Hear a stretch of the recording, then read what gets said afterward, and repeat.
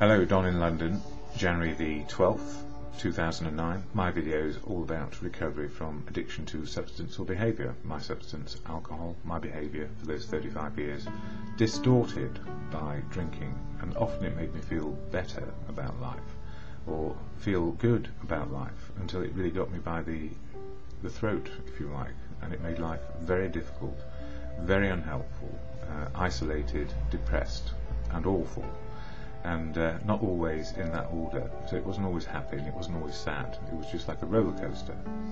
And the gift, as I see it these days, is to know that alcohol did influence a lot of my behaviour over those 35 years, because it was always there to take the edge off and maybe not look at the deep of what was going on in me or in other people around me.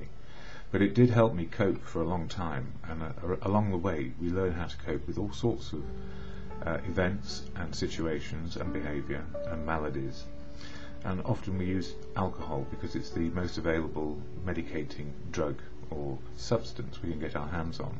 So I medicated my happiness and I also medicated my sadness, and in between there was a whole range of things going on, and a lot of success work-wise, career, and also abject failure when I broke down completely with absolutely no coping strategy to help me, and that was long before I ever realised that alcohol was playing a big part in my life.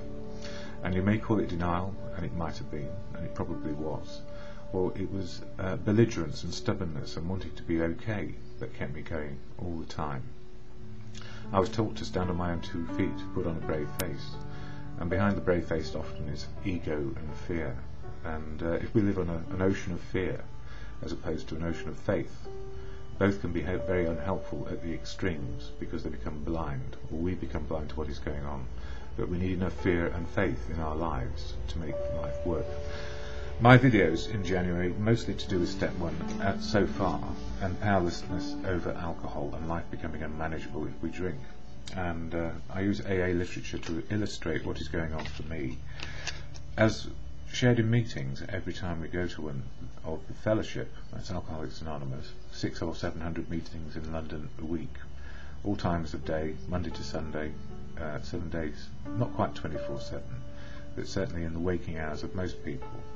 And we share this preamble at the beginning of every meeting, and it says, Alcoholics Anonymous is a fellowship of men and women who share their experience, strength and hope with each other, that they may solve their common problem and help others to recover from alcoholism.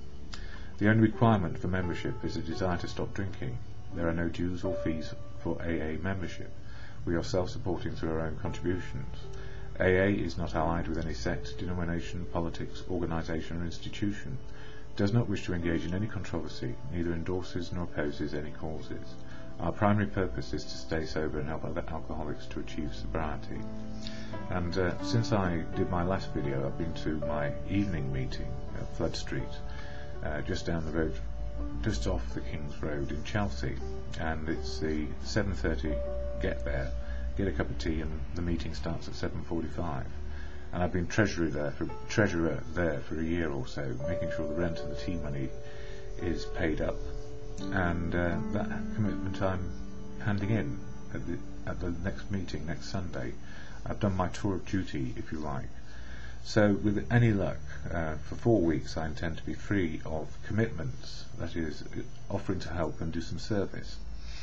And the reason why I want 4 weeks off, so I can evaluate which meetings I want to go to next, and then pick up another 2 commitments, because part of when I say commitments, it's a bit of a service thing, either greeting at the door, making the tea, just being part of, with a particular job to do at 2 meetings. And that means I keep a sort of stability and a frequency going in my life. And as you probably know by now, I've said it often, I go daily if I can, and twice on Saturdays and Sundays, because it keeps me sober and I get experience, strength and hope. And the literature of AA, which I haven't mentioned for a week or 2, most important for me is where to find in the London area.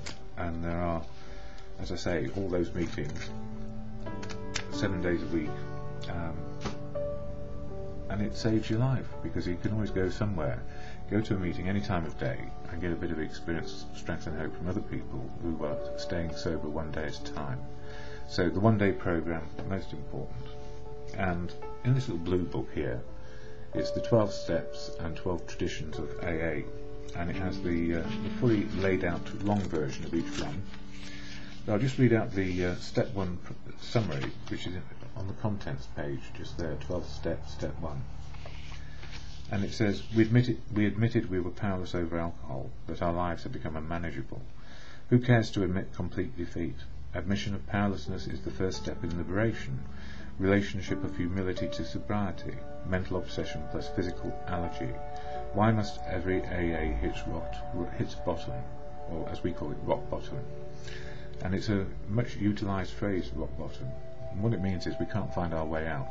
It's as bad as it need get. And don't forget, although some people seem to have spectacular and adventurous rock bottoms, most of them are as bad as they need to be to make us feel miserable, unable to stop drinking, and desire a way out. And as was said in the meeting last night, when the person who was sharing said, they approached somebody who they thought could be their sponsor, and the sponsor said, will you go to any lengths to find sobriety, or to live sobriety? And he said yes.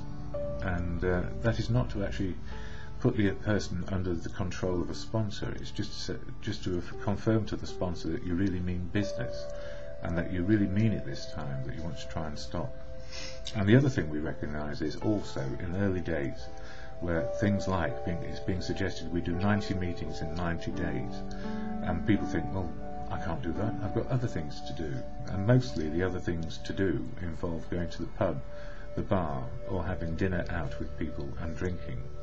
And we need to ask ourselves, just how committed are we to finding out what sober is, so that we don't have to drink. And when somebody asks the question, would you like a drink? You say yes, a cup of tea or a cup of coffee, as I'm having now. And it becomes second nature, but not straight away. So we have other books like this, Daily Reflections, and I'll read the daily reflection for today, which is most important for me. Accepting our present circumstances. Our very first problem is to accept our personal circumstances as they are, ourselves as we are, and the people about us as they are. This is to adopt a realistic humility without which no genuine advance can ever begin. Again and again we shall need to return to that unflattering point of departure. This is an exercise in acceptance that we can profitably practice every day of our lives, that we are powerless over alcohol, provided we strenuously avoid turning these realistic surveys of the facts of life into unrealistic alibis for apathy or defeatism. They can be the sure foundation upon which increased emotional health and therefore spiritual progress can be built. And that comes from the Asbill Caesar book, which I'll share from in a moment if I have time.